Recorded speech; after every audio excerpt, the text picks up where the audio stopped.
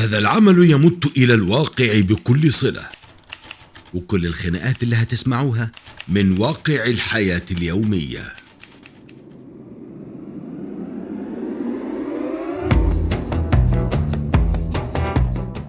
بتحبها بيضة وغبية ولا حمرا وعصبية؟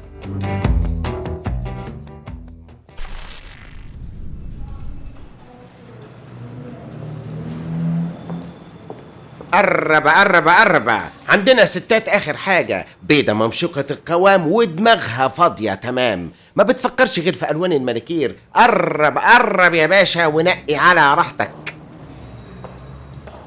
طب ما تشوف لي عندك كده ست عافية تشيل وتبقى خرصة، علشان انا مش بحب وجع القلب والمنه ده.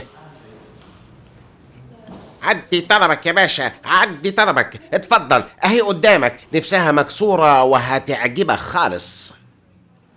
لا بس دي وحشة قوي، ما عندكش واحدة كده تكون بنفس المواصفات وتكون حلوة شوية؟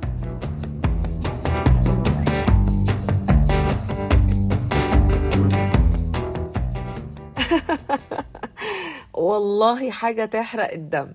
تحرق الدم ايه؟ ده موقف ساخر ومبالغ فيه. مين ساخر ده؟ لا ده واحد صاحبي انت ما تعرفوش. لا بجد، تعالى شوف العرسان وهم داخلين يعاينوا عشان يستلقطوا لهم عروسة يتجوزوها.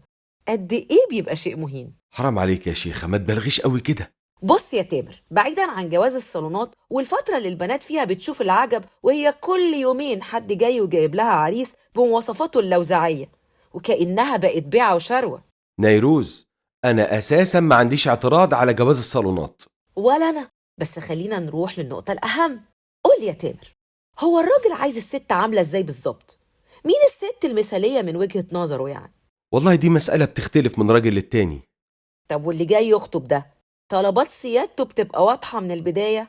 طبعا لا. مش الكل، في ناس بتبقى جاية وعارفة هي عايزة ايه بالظبط، وده بيوفر مشاكل كتير بعدين.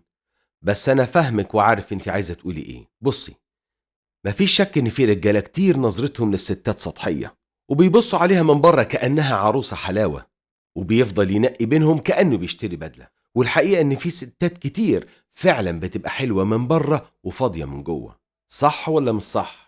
عندك حق، وانا ما انكرش ان دول كتير، لكن انا مشكلتي مش في دول. انا مشكلتي في الست قوية الشخصية، الجذابة الذكية الطموحة اللي شايلة المسؤولية. دي اكتر ست بتعاني في الدنيا عشان تلاقي الشخص المناسب اللي يقدر. ساعات كتير بتبقى عايشة حالة شيزوفرينيا عشان ترضي اللي حواليها، وبالذات جوزها اللي بالنسبة له قوتها غالبا بتكون عيب مش ميزة.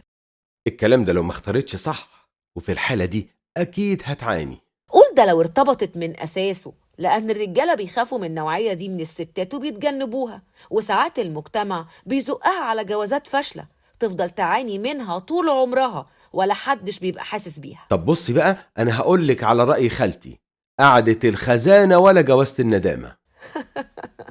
لا لا لا، أنا مش بهزر. ليه يا تامر الراجل بيهرب من الست القوية؟ أعتقد إن مش كل الرجالة، بس الست اللي من النوع ده بتمثل تحدي كبير للراجل، في حين إنه لو ارتبط بيها بيبقى أسعد إنسان وحياته بتبقى مستقرة. لكن لو مهزوز بيبقى كسرها بيمثل انتصار ليه، وبيبقى الجواز جحيم بالنسبة لهم هما الاتنين. فنصيحتي لكل راجل، خد اللي على قدك وعيش مرتاح، وكل فولة يا ابني وليها كيال. وأنا بقى هقول زي خالتك، قعدة الخزانة يا بنتي ولا جوازة الندامة. نيروز، انت ما قلتيش رأيكم ايه؟ صحيح، انتم بقى رأيكم ايه؟